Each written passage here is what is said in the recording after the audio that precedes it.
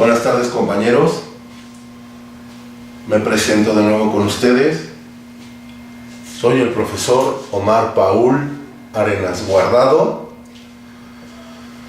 del Instituto Mexicano de Estudios Superiores y de Posgrado. Y el motivo de este video es iniciar con la asesoría correspondiente a la materia de juicios orales que se imparte en dicho instituto. Como es de todo sabido, debido a los acontecimientos que sufrió nuestro país en días pasados, es que iniciamos con estas asesorías. Espero que sea de utilidad para todos y cuando tengamos la oportunidad de vernos en el plantel correspondiente, iniciemos ya o continuemos con la asignatura de la cual hemos hablado. Una vez más, me presento con ustedes de manera complementaria. Como he dicho, soy el profesor Omar Paul Arenas Guardado. Soy egresado de la Facultad de Derecho de la Universidad Nacional Autónoma de México. Tengo la especialidad en juicios orales, la maestría en Derecho Procesal Civil, el doctorado en Derecho Civil y actualmente me encuentro concluyendo el postdoctorado. Dicho esto,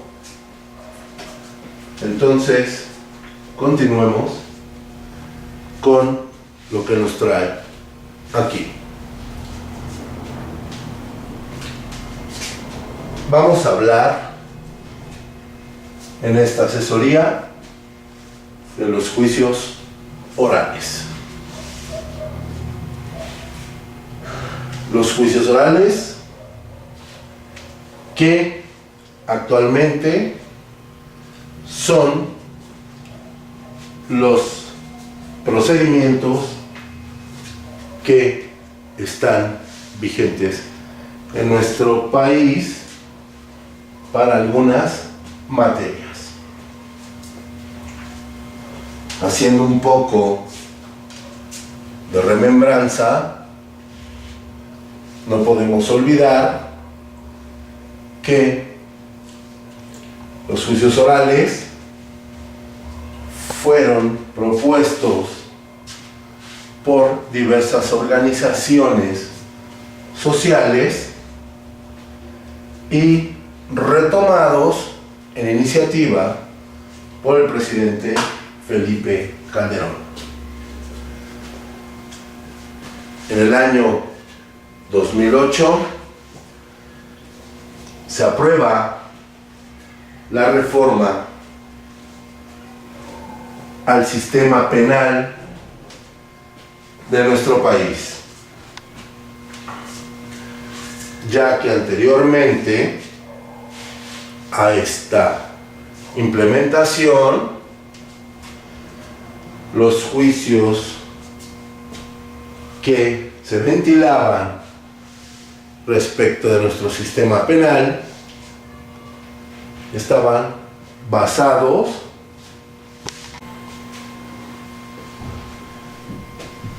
en un sistema inquisitorio.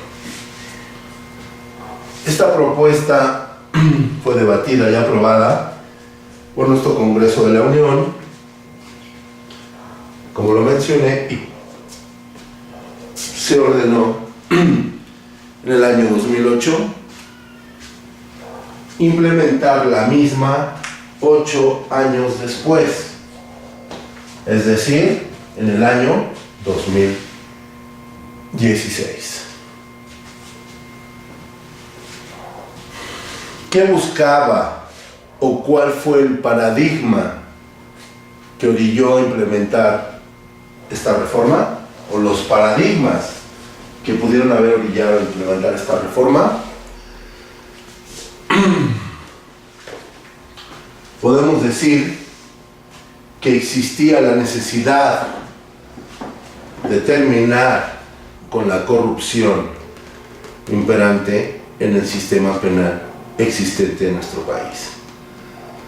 Como es sabido por todos, el sistema penal se prestaba como negocio para funcionarios, litigantes, en algunas ocasiones para denunciantes y también ocasionaba violaciones sistemáticas a los derechos humanos de los procesados. ¿A dónde vamos con esta situación? La reforma trata de terminar con la corrupción existente en el sistema anterior, dando o tratando, mejor dicho, de dar un equilibrio a una balanza por demás inclinada a un lado. ¿Qué queremos decir con esto? Esta forma de implementar o de impartir justicia que tenía el sistema penal anterior era una forma gris, totalmente oscura y sin ápices de transparencia. Esta reforma lo que intenta es que los procesos penales sean expeditos, transparentes y sobre todo equitativos.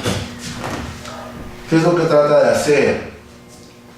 Trata de que de manera eficaz la justicia fluya y se imparta en dichos procesos. Trata de darle en verdad herramientas a la víctima para obtener una reparación del daño real y acorde al perjuicio sufrido. Y también trata de otorgarle al procesado ciertas garantías para que el mismo proceso sea justo y transparente. Hay otras problemáticas que conlleva dicha implementación. Esta implementación, vale la redundancia, comenzó el año pasado. ¿Qué ha sucedido? Que funcionarios, litigantes y por ende el estudiantado no está debidamente preparado para esta reforma, para esta implementación. ¿Por qué lo digo?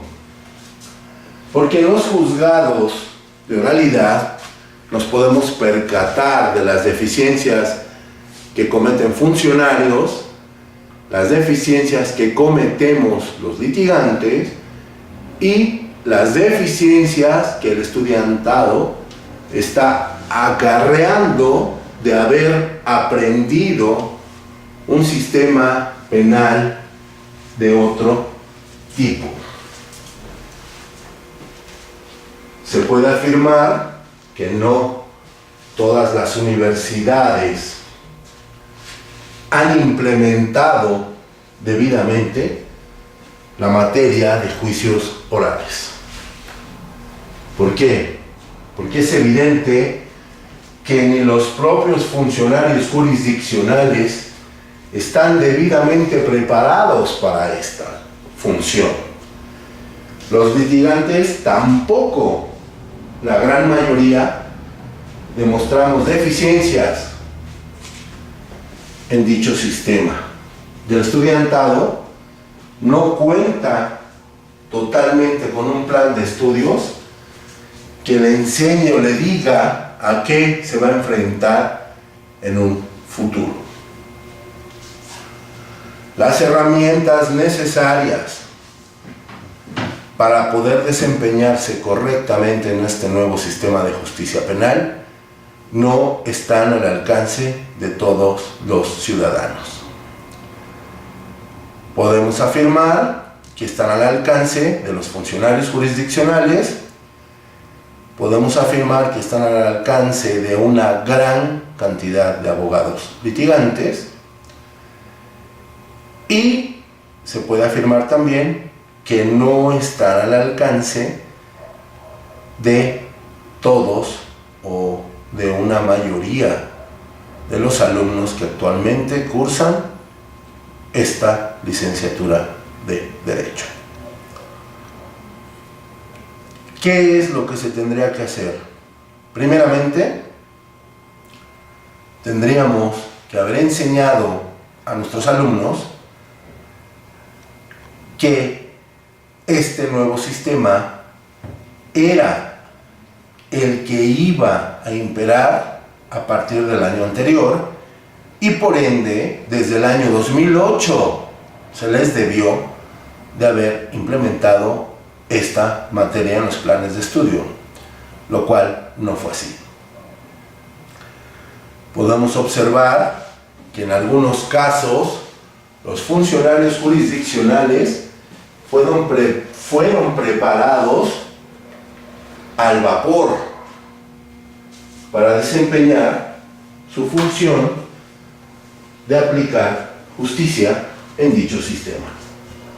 ¿Y qué decir de los litigantes? Que nosotros quedamos a expensas de nuestra propia iniciativa para adecuarnos a esta situación.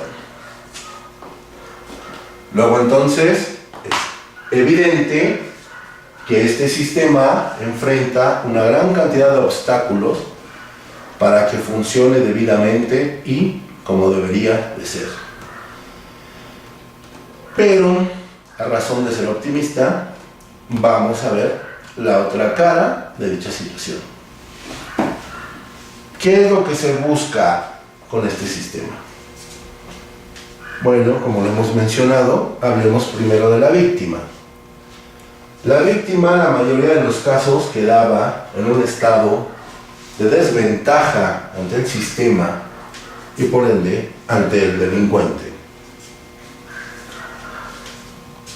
La víctima, en la mayoría de los casos, no alcanzaba una reparación de daño adecuada o justa o equilibrada al perjuicio recibido. Con este sistema se trata de que en realidad la víctima tenga acceso a una reparación acorde al perjuicio experimentado. En cuanto al procesado, este sistema trata de otorgarle garantías de que el mismo va a ser transparente, justo y equilibrado a su contraparte. Es decir, que debe tener todas las certezas de que su proceso va a ser justo. La transparencia, la prontitud, son modos de tratar de demostrar que dicho sistema es el correcto. En relación a los funcionarios jurisdiccionales, se persigue que en verdad ellos, los que tienen la capacidad de decisión, como por ejemplo los jueces, sean las personas que tomen las mismas al final o durante dicho proceso. Anteriormente sabíamos que las decisiones no siempre eran tomadas por los jueces. Había un fenómeno que se conocía en el ambiente como justicia de los secretarios de acuerdos. El nuevo sistema impone la presencia física del juez para que él se percate de lo que sucede en dicho proceso y tome la decisión más acorde a la legalidad. De igual modo, lo que se pretende es una justicia más pronta y expedita, como se ha mencionado. Procesos anteriores que duraban años y años y años, generando volúmenes de expedientes terribles. Con este sistema se trata de que ese tipo de circunstancias no se repitan. Luego entonces, es con la mejor de las voluntades que este sistema se está tratando de implementar en nuestro país en relación a la materia penal. Estamos todos de acuerdo que es un buen intento, una buena intención y podemos tratar de adecuarnos de la mejor manera posible al mismo. A final de cuentas, todos somos parte de una sociedad urgida de transparencia, equilibrio, urgida de terminar con una corrupción que nos está vulnerando en todos los aspectos de nuestra vida. Y si esto es un inicio para terminar con esta situación, bienvenido sea dicho sistema con la finalidad de que todos, en el momento que sea necesario, tengamos la certeza de que no vamos a ser víctimas de injusticias. Existía la idea de que quien caía en manos del sistema penal estaba condenado a sufrir las represiones del mismo, a menos que uno fuera una persona acaudalada y pudiera comprar la justicia. Luego entonces, el motivo de esta situación es que entendamos la necesidad de continuar con este nuevo sistema de justicia penal para el beneficio de todos nosotros y, obvio, en beneficio de nuestros clientes. Dicho esto, comenzaremos entonces ya a entrar a fondo con la asesoría correspondiente a esta materia. Comenzaremos por entender qué es un juicio oral. La necesidad del ser humano por resolver sus controversias con otros seres humanos lo lleva a buscar caminos rápidos, fáciles de solución de conflictos.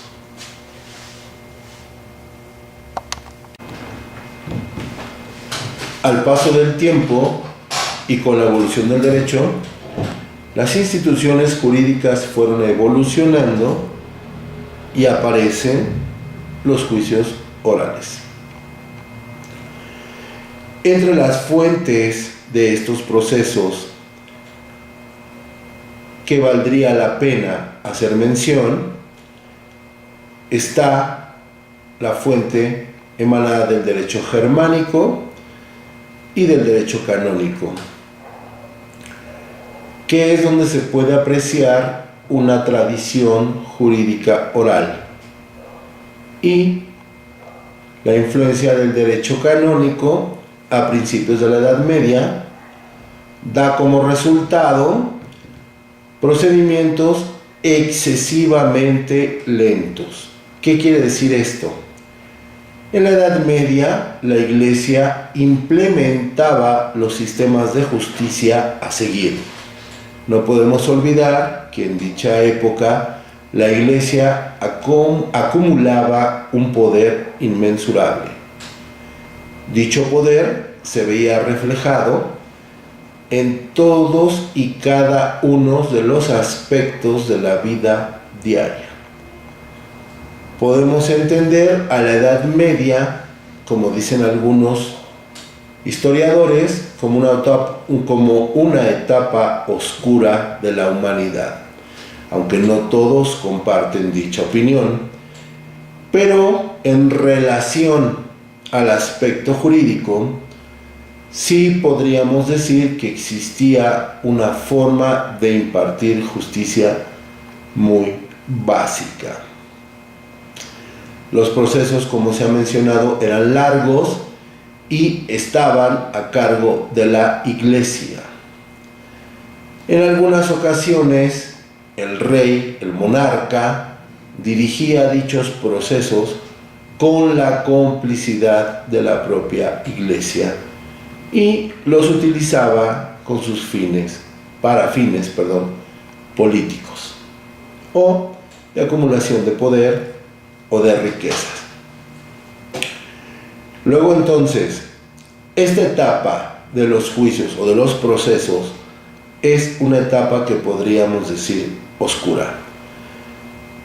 La jurisdicción de dichos juzgados, como se entiende, estaba a cargo de funcionarios del Vaticano, de personas de la Iglesia, y a la vez el juzgador fungía con un papel de abogado acusador, de abogado defensor, lo cual era en la menor de las ocasiones, y como juez que decidía. Era un juez y parte.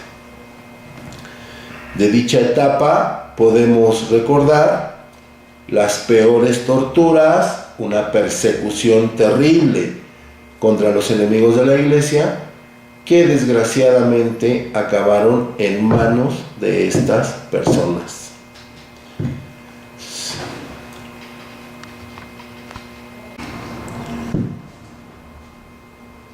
Continuando, podemos decir que México, como heredero de la tradición europea y a través de España, trasladó las instituciones de derecho a las tierras conquistadas.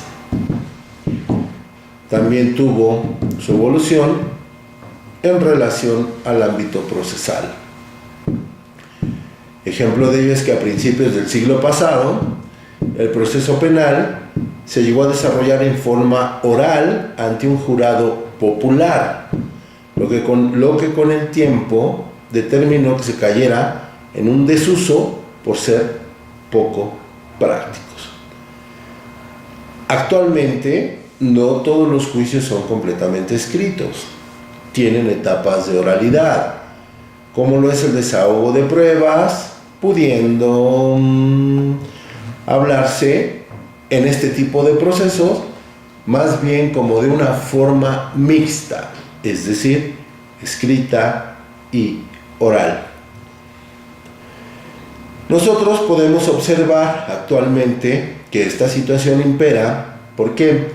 Porque la gran mayoría de los procesos comienza con una etapa por escrito. Podemos determinarlo así, que la presentación de la demanda, en la mayoría de los casos la demanda es escrita. En el ámbito penal, también la denuncia es escrita. Luego entonces, ahí podemos afirmar que no todos los juicios son netamente orales, pero sí en el nuevo sistema de justicia penal el juicio es predominantemente oral. Luego entonces podemos afirmar que esta tradición en realidad completamente no ha desaparecido, la tradición de los juicios escritos. Sí ha sido modificada de manera severa, pero en realidad totalmente no ha desaparecido. Y así, por ejemplo, las sociedades antiguas, como las modernas, han tenido siempre, aunque sea de manera rudimentaria, una estructura social, política, jurídica, que va en función del adelanto cultural de las comunidades insertas en las sociedades, según sea su momento histórico. ¿Qué queremos decir con esto? Que las sociedades evolucionan, que van buscando, como lo hemos afirmado, con su evolución, adecuarse en todos los ámbitos de su vida a esa modernidad. Y como se ha mencionado, el ámbito jurídico no es la excepción. ¿Por qué no es la excepción? El ámbito jurídico no puede quedarse atrás de la realidad social, porque el ámbito jurídico tiene como función la impartición y la administración de la justicia. Por lo tanto, esta es vital para la convivencia entre los hombres. Como me han comentado por ahí, justicia se puede entender básicamente como como darle a cada quien lo justo, lo que le corresponde. En ocasiones sí puede ser interpretado así, pero en la mayoría de las ocasiones no, porque como he afirmado, lo que puede ser justo para uno no es justo para otro. Entonces, por ello, la sociedad tiene que buscar las formas de que su modo de impartir justicia tenga que ser más equilibrado y cumpla de cualquier modo con los requerimientos sociales imperantes en el momento histórico. Así la situación, como hemos dicho, el hombre ha tenido que ser tendiente a buscar una forma más rápida, concreta y equilibrada de solventar y de resolver conflictos. Todo esto derivado de la situación social imperante en el momento. Luego entonces,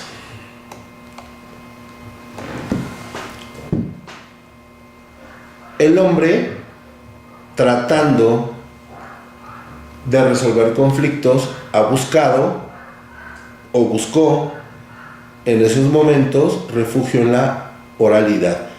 ¿Cuál era el fin de la oralidad en la historia antigua?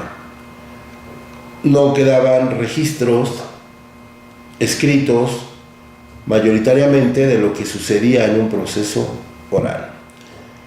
Los conflictos que surgían dentro de la comunidad, la mayoría de las veces entre las personas, fueron resueltos por la fuerza, caso en el que se afirmaba ganaba el más fuerte. Había una forma de resolver conflictos, por ejemplificar, donde las personas combatían entre ellos y el que ganara era declarado el vencedor jurídicamente hablando. Pero ahí no tenía absolutamente nada que ver el derecho. Todo el conflicto se resolvía a través de la fuerza. Y como es de esperarse, hombres más corpulentos, más diestros, derrotaban a hombres más débiles y con menos pericia en el manejo de las armas o de la fuerza, y a eso se le denominaba una forma de impartir justicia. Con el devenir del tiempo y con el advenimiento del derecho, que el derecho siempre ha sido un producto social de manera directa y proporcional al desarrollo cultural y social de los pueblos, los hombres empiezan a buscar mecanismos que solucionan sus problemas. de manera tal que independientemente de la solución del problema, las partes que intervienen queden totalmente convencidas, en consecuencia, de que la solución determinada era conforme al modo social imperante en la época. ¿Qué entendemos con esto? Retomando que en un conflicto de fuerzas, lo que se determinaba por la capacidad de uno sobre el otro era lo que socialmente se admitía como correcto, como aplicación de la justicia. Era una costumbre social que la sociedad la admitía como correcta. Esto sin mencionar otros tipos de justicia, ¿no? Pudiendo invocar la justicia divina, que también en su momento fue que lo que ordenaba los representantes de Dios en la tierra era lo que se aceptaba como justicia. Luego entonces, en los pueblos antiguos podemos decir que existían formas que, aunque fueran rudimentarias, se desarrollaban a través de la oralidad. ¿Por qué esto? Porque era la forma más fácil y más pronta de impartir justicia. Ya la situación de la escritura se presenta después para dejar o tener un registro de lo acontecido en un juicio. Pero de manera primaria era la oralidad. Hay una anécdota que a veces sale a la luz, donde el rey Salomón tiene que tomar una determinación en relación a quién era la madre de un menor. Palabras más, palabras menos, dice la anécdota que una de las madres alegaba que el hijo era suyo. Por ende, su parte contraria también alegaba que ese menor era suyo. Entonces, el rey, tomando una decisión sabia, dice: ¿qué les parece? Supongamos que así dijo. ¿Qué les parece si al menor lo partimos a la mitad y una madre con una mitad y la madre con otra mitad? Las mujeres en conflicto tuvieron que tomar una decisión y una de ellas dice: perfecto, me quedo con la mitad del menor. Y la otra dijo: no, yo no quiero la mitad, prefiero que el menor viva y que se quede con la otra señora, con tal de que él tenga vida. Al ver la reacción de ambas mujeres, el rey Salomón determinó: muy bien, entonces lo que yo percibo es que el hijo es de la mujer que quiere que el menor se quede con vida. Y por lo tanto, para mí, ella es la dueña, la madre, mejor dicho, del menor. Queda bajo su cuidado. Esta decisión nos podemos imaginar que fue de una manera pronta y oral. El rey no tuvo nada más que decir unas palabras, lo que su raciocinio le dictó, y determinó de una manera contundente quién era la madre del hijo. Esa era una forma muy eficaz y aceptada, por supuesto, en ese tiempo, de impartir justicia. Después, de acuerdo a la concepción jurídica de los romanos, la acción procesal era proporcionada por el pretor como una fórmula, con la característica de que a falla de ella no se tenía el derecho correlativo. Para esta situación, tal vez podemos invocar, a modo de ejemplo, el proceso judicial a Jesucristo.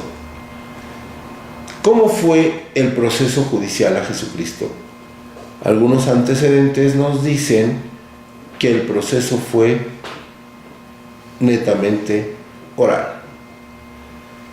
El pretor romano era el que tenía la potestad de ejecutar la ley, porque en las tierras conquistadas la ley romana imponía que los pueblos podrían mantener sus costumbres jurídicas, pero quien ejecutaba la ley era el procurador romano.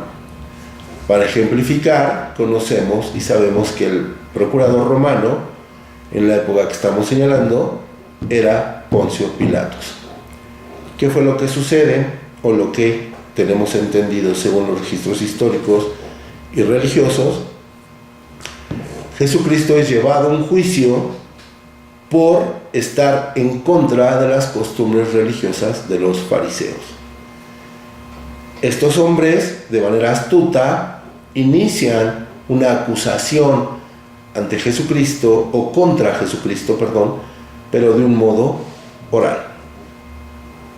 Podemos imaginarnos la escena donde un grupo de hombres con investidura de sacerdotes se juntan en un recinto y deliberan para acusar a este hombre. Toman la determinación, lo acusan y lo someten al proceso correspondiente acorde a las tradiciones de esa época y en ese lugar. Dicho proceso transcurre con todas las violaciones procesales que nos podamos imaginar, y al final se determina que Jesús es culpable. Como ellos no pueden ejecutar la resolución tomada, lo presentan con Poncio Pilatos. Y a Poncio Pilatos le dicen que el hombre es culpable. Como es sabido, el procurador romano determina y dice: yo no veo problema con este hombre.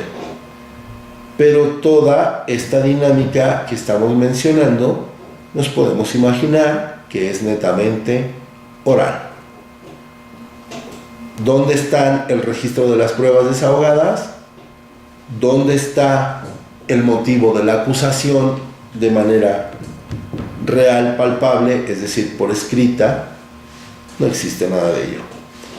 El procurador, después de un tiempo, y dándose cuenta que su actitud puede contravenir los intereses políticos del César, toma la determinación de ejecutar a Jesucristo.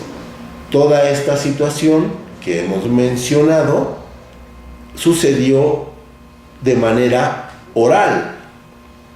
Todo fue oral. A menos que yo desconozca, no recuerdo que haya una constancia escrita de la sentencia aplicada a Jesucristo, más que lo que hemos conocido escrito en la Biblia a través de la transmisión de la historia de manera igualmente oral.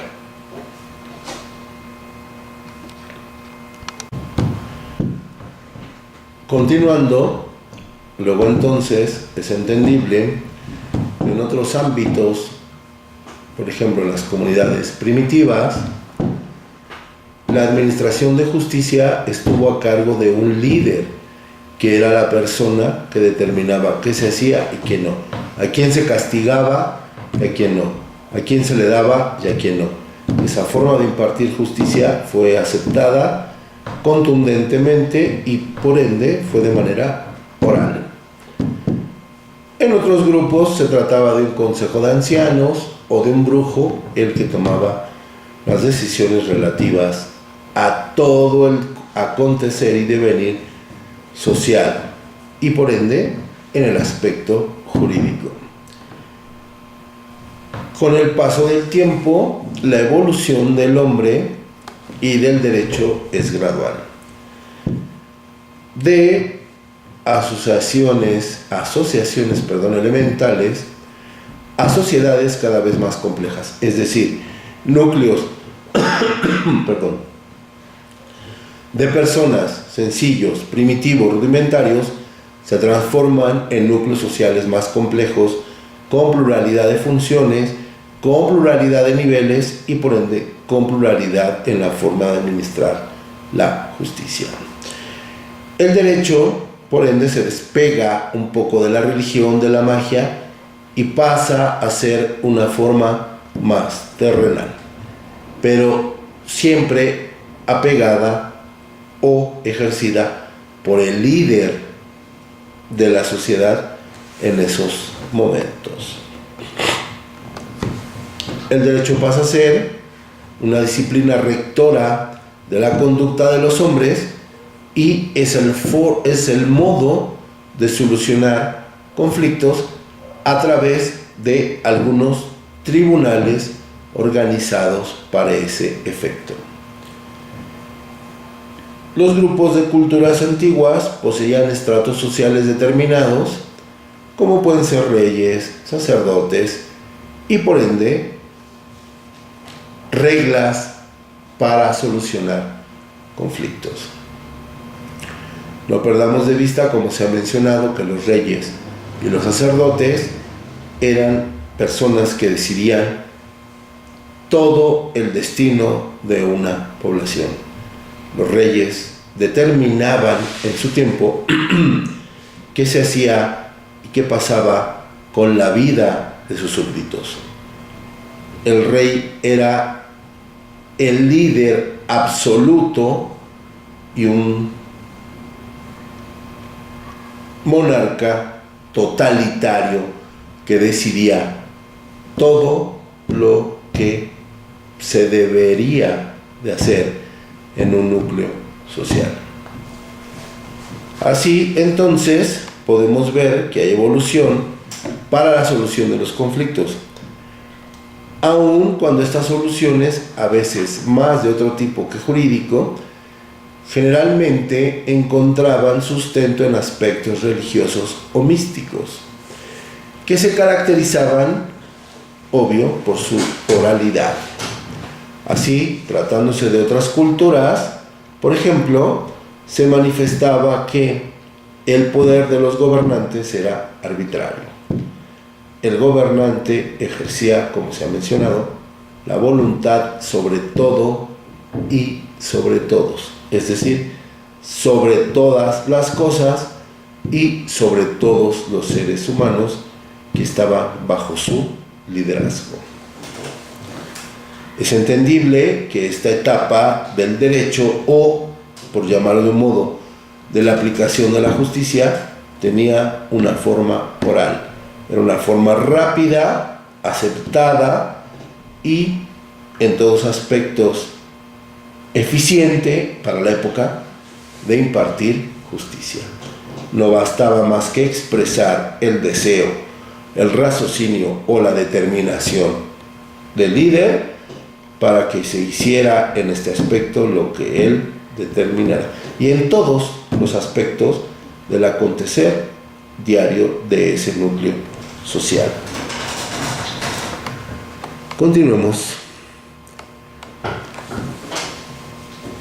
En vísperas de la conquista, ya hablando de nuestro país, parece que se presenta un movimiento, por decirlo de un modo, codificador, aglutinador, quizá con la finalidad de que el mismo sea para uso de los jueces y no tanto así de la población. Siendo, por ejemplo, no sé, algunos vestigios de códigos parecidos a los de Hammurabi que se encontraron en tierras aztecas. También podemos mencionar al poeta Nezahualcóyotl como uno de esos codificadores. Por lo demás, el derecho se manifestaba a través de las costumbres, a menudo, como hemos sabido todos, ligadas a la religión. Las costumbres se puede entender ahora que es una fuente del derecho, la costumbre. Entonces, por ende, era lógico que imperara la misma en aquellos tiempos. La costumbre determinaba la forma de ejercer una justicia.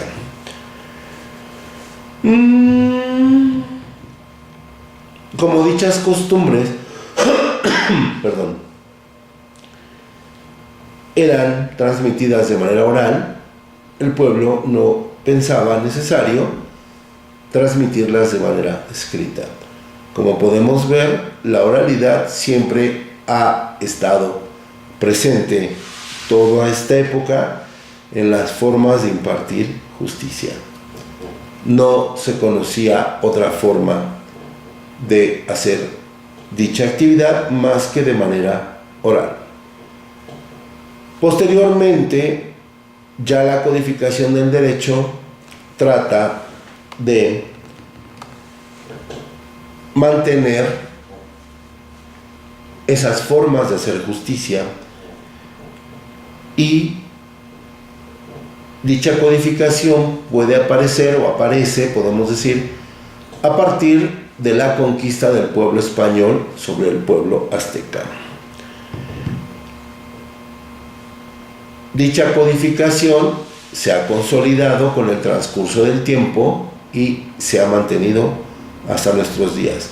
Esta codificación, como se entiende, es totalmente escrita y está contenida en las leyes y códigos que actualmente son los que aglutinan las normas jurídicas que regulan las conductas de nuestra sociedad.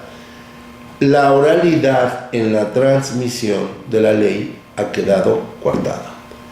La ley se ha transmitido a partir, como hemos mencionado, de la conquista española, ya de manera escrita. La oralidad se mantuvo para ejercer o llevar a cabo los procesos, pero no así para recopilar la ley. Como su nombre lo dice, la recopilación ha sido escrita.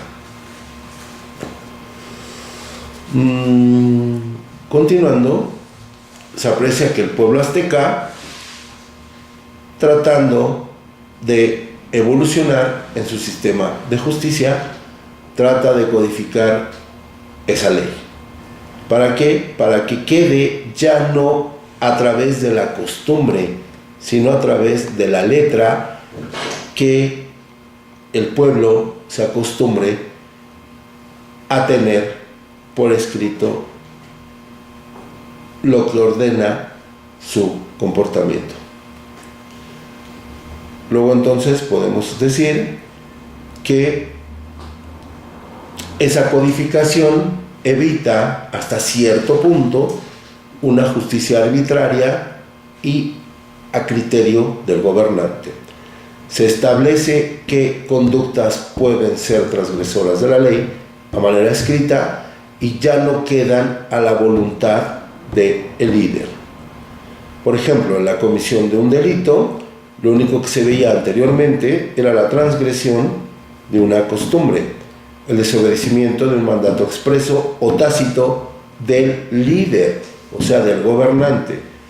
Y la base del castigo era la misma, la disciplina impuesta por este líder.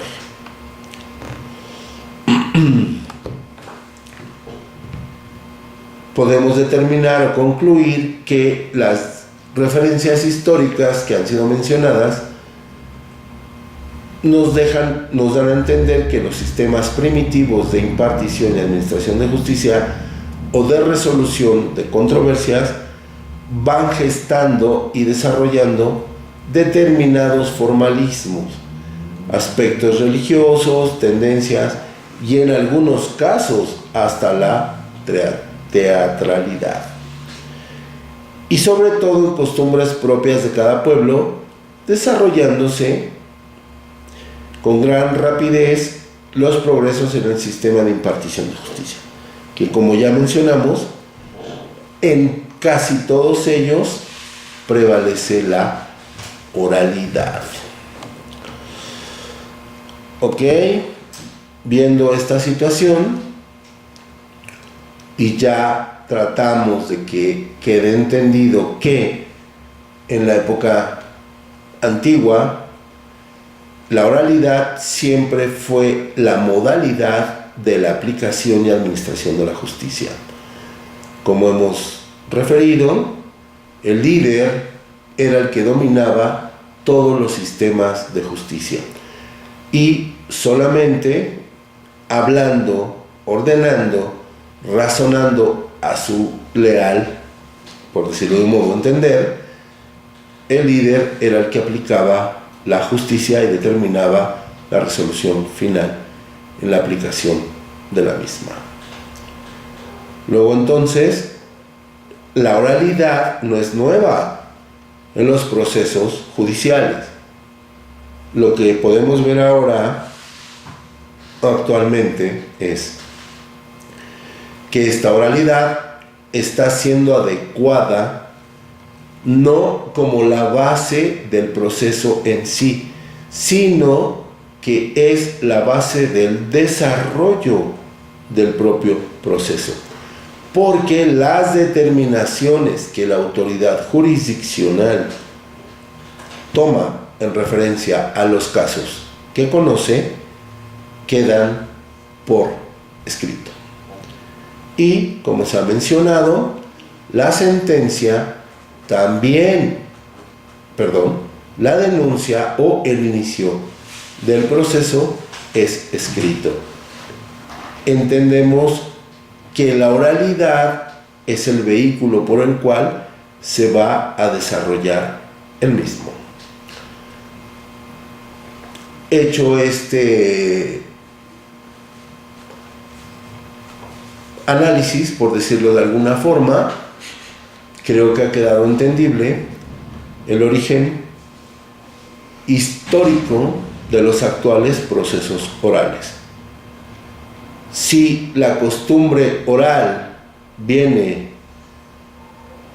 acompañando a la humanidad en su forma de administrar justicia desde tiempos remotos, es entendible que en la actualidad dicha oralidad ha perdurado. Aquí tendríamos que entender por qué nuestro sistema de justicia penal se aparta de esa oralidad para darle paso de manera abrumadora a la forma de escritura. Sería una buena reflexión llegar a algunas conclusiones en este aspecto. Lo importante es que el sistema actual es predominantemente oral. Es decir, es hablado y las partes tienen la oportunidad de expresar lo que a derecho conviene de manera verbal, no de manera escrita como se hacía en el sistema acusatorio anterior. A continuación haremos un poco de historia respecto a la oralidad que sucedía o que predominaba en Europa, en la Nueva España, en el México independiente y a principios del siglo XX. Lo cual lo haremos de una manera más genérica, rápida, sucinta, para que esto no se haga tedioso.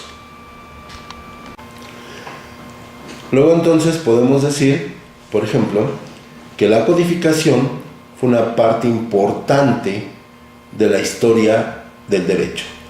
La codificación es el hecho de aglutinar, de juntar la ley, podemos decirlo así, de manera escrita en un libro, en un papel, y ya no quedaba la conducta violatoria a criterio del juez, sino ya se determinaba, del líder, sino ya se determinaba y decía, esto es lo que dice que no puedes hacer o que debes hacer. Ya no dependía tanto de la voluntad de un monarca. Toda esta situación era consecuencia de la oralidad, de la forma oral de impartir la justicia. Y no podemos pasar por alto que el origen de los juicios orales se da en Grecia. En Grecia, la mayoría, la forma de impartir justicia en Grecia era oral. Las audiencias se llevaban a cabo en un exterior, no en locales cerrados, bajo el sol, y los jueces eran los que juraban decir lo correcto. Por eso se les denominó con el tiempo jurados. Esta situación se traslada al Estado romano y en esta época evoluciona de Grecia a Roma, y se vio nacer el derecho romano que se sigue actualizando, que se sigue utilizando, en la actualidad. Roma, por ejemplo, tuvo uno de los enjuiciamientos criminales de forma oral más debatido y conocido por todos, del cual ya hicimos referencia anteriormente, que fue el juicio de Jesús de Nazaret. Y como se determinó, este juicio es totalmente antijurídico por su falta de proceso, de orden, de todas las garantías que debe tener una persona sometida al mismo. Sirvió como punto de referencia al mundo para que posteriormente se articulara un nuevo sistema jurídico. Luego entonces podemos ya entrar a la comprensión de los juicios orales.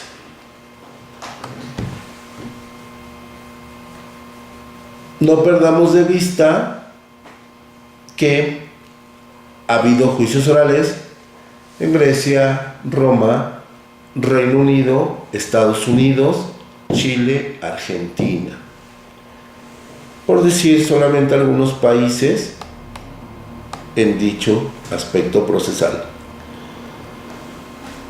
Como antecedentes de los juicios orales, que ya han sido mencionados o referidos varios, podemos mencionar las cortes del Common Law y las del Equality, que no tenían claramente diferenciadas sus competencias. Y ambas procedían de formas diversas. En consecuencia, la relación entre estas formas de impartir justicia era tensa. Los conflictos producidos llegaron a extenderse al Parlamento. Por ello, por ejemplo, en el año de 1616, el rey intervino y estableció que en caso de conflicto entre ambos sistemas, prevalecerá la decisión del que tuviera más peso jurídicamente hablando. Esta decisión ha permanecido históricamente y la aparición del equality no constituye una mera anécdota histórica. Una de las particularidades del derecho inglés y de los sistemas jurídicos que de él derivan es que descansan sobre dos cuerpos distintos: el Common Law y la Equity. En el Reino Unido podemos mencionar que el sistema procesal de dicho lugar ejerce una influencia enorme en el sistema procesal de los Estados Unidos, ya que está regido por el principio de oportunidad, en donde el mismo es la regla, que ha sido elevado al principio rector de la persecución penal. El derecho anglosajón se traslada a los Estados Unidos y el sistema analizado desconoce el principio de legalidad, visto como se encuentra actualmente en nuestro ordenamiento penal. Y sin duda, no resultaría exagerado decir que de no encontrarse o concentrarse en nuestro sistema, no sería totalmente entendible.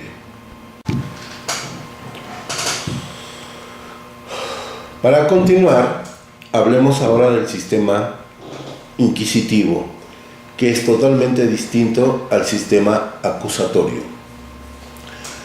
Haciendo un poco de historia, el sistema inquisitivo, que por ende es escrito, es un fruto de la evolución del formalismo procesal del que carecía la Edad Media.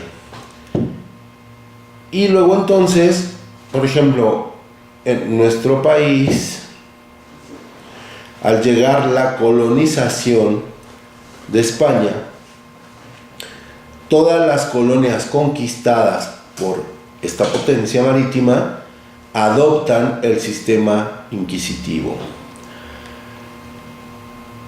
Y hasta nuestros días, dicho sistema no había tenido cambios significantes, ya que este sistema se reforzó con la aparición de la Santa Inquisición.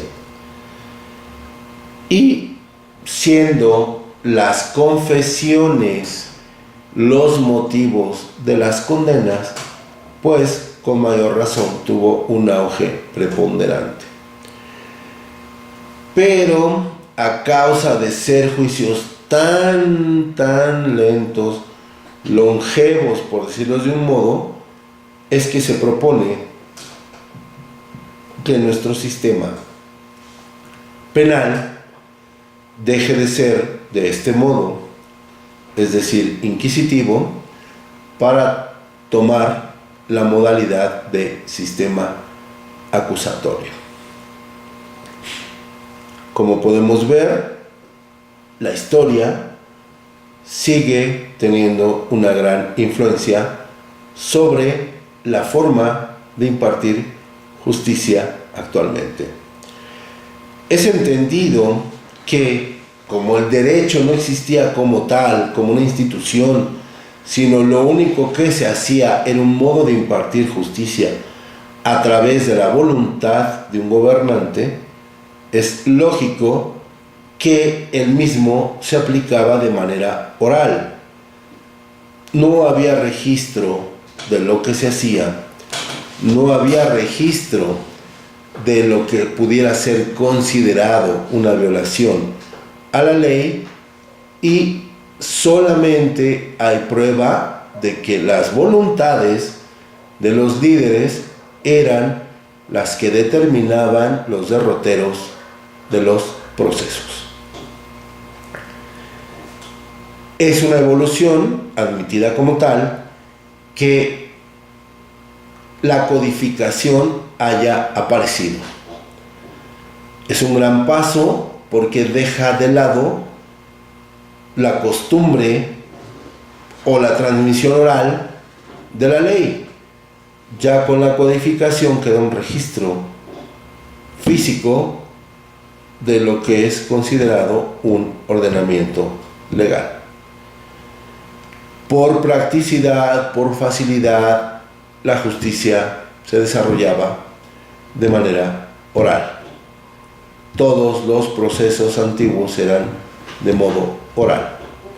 Oral y oral. Todo era hablado, todo era a voluntad y criterio de una sola persona. Así las cosas, podemos traer a colación las famosas ordalias o los juicios de Dios, que eran procesos que se desarrollaban en la Edad Media occidental. Dichos procesos tenían como finalidad que el acusado demostrara su inocencia. Lisa y llanamente esa era la función. El acusado tenía que demostrar que era inocente y no todo lo contrario. Este tipo de juicios tiene orígenes remotos, ya que no se sabe con certeza dónde aparecen. Pero fue en la Edad Media cuando toman relevante importancia. Y el punto es, por ejemplo, en los juicios de Dios, en las ordalias, el acusado era sometido a un proceso, por supuesto oral, donde se le sentaba en una silla, se le amarraba y se sumergía en un lago. Si el acusado moría, se determinaba que era inocente porque fue aceptado en el reino de los cielos. Si el acusado no moría, se determinaba que era culpable porque el reino de los cielos no lo había aceptado y por ende era sometido a otro tipo de tormento.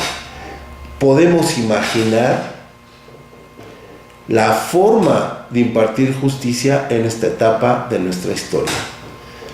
En una forma netamente mítica, religiosa, impartir justicia y por supuesto oral. Tienen ustedes que pensar en la gran imaginación de las personas que tenían a su cargo dichos procesos para implementar castigos de tal naturaleza. Posteriormente, y en el lento camino de la sociedad hacia una justicia ideal, la ordalia representa el balbuceo jurídico, digámoslo así, de hombres que se esfuerzan por regular sus conflictos mediante otro camino. Ya no es el recurso de la fuerza el que impera en las ordalias. Ya no es el camino del más fuerte, va a tener la razón sobre el más débil. El más diestro va a tener la razón sobre el menos, el que tenga menos pericia en el manejo de determinadas artes o de su fuerza propia. Ya es un esfuerzo por impartir justicia de otro modo. Es, por decirlo de un modo, un paso hacia adelante en la evolución del derecho. Pero a final de cuentas, una evolución que podríamos considerar hasta cierto punto igual de arcaica, porque dejar la decisión de la aplicación de la justicia a lo que le pudiera suceder a una persona al someterla a un castigo, a mi criterio es igual de mítico o fantasioso y obvio de arbitrario.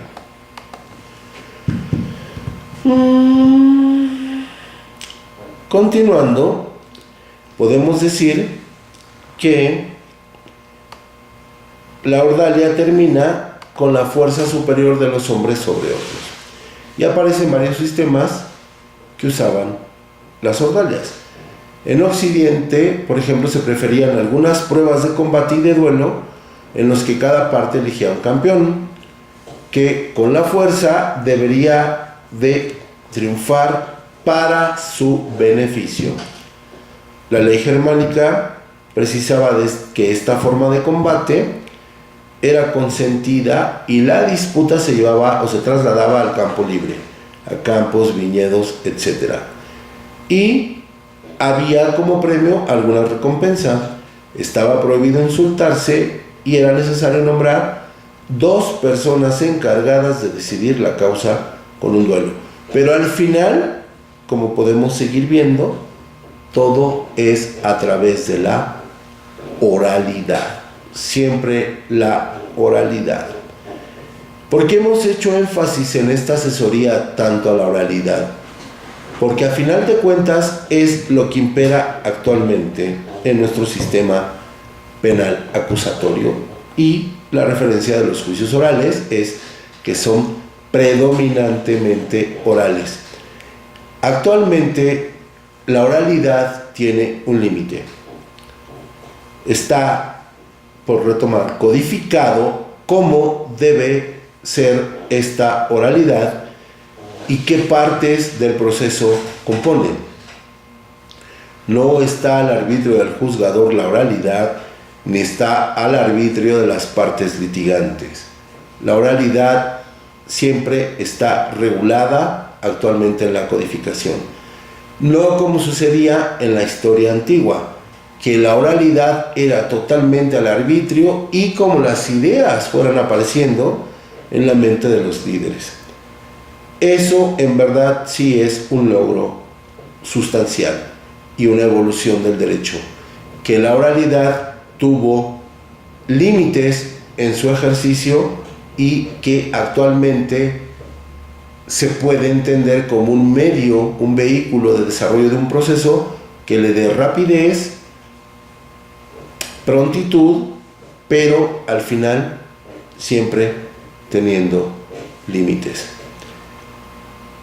Con esto terminamos esta asesoría, espero que haya sido de su agrado y cualquier duda que tengan respecto de la misma, les reitero que ojalá y tengamos la oportunidad de discutirla ya en el momento que estemos ocupando las aulas correspondientes. Me despido de ustedes y un placer haber estado en esta asesoría. Hasta luego.